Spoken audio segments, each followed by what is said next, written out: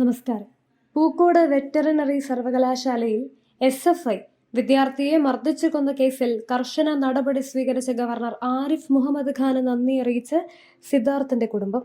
സർവകലാശാല ചാൻസലറുടെ നടപടിയിൽ തൃപ്തിയുണ്ടെന്ന് സിദ്ധാർത്ഥിന്റെ പിതാവ് ജയപ്രകാശ് വ്യക്തമാക്കി.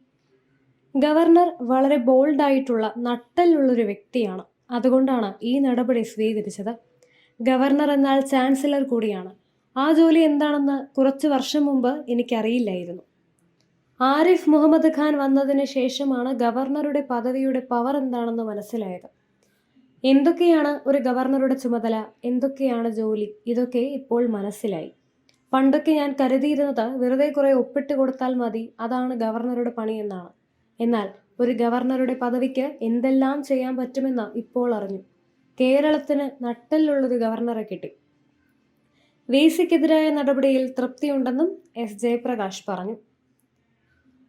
വിദ്യാർത്ഥി ദിവസങ്ങളോളം പീഡനം അനുഭവിച്ചത് സർവകലാശാല അധികൃതരുടെ ഭാഗത്തു നിന്നുള്ള ഗുരുതര വീഴ്ച കൊണ്ടുകൂടിയാണെന്ന് സർവകലാശാല VC ഡോക്ടർ MR ശശീന്ദ്രനാഥിനെ സസ്പെൻഡ് ചെയ്തുകൊണ്ടുള്ള ഉത്തരവിൽ പറയുന്നുണ്ട്.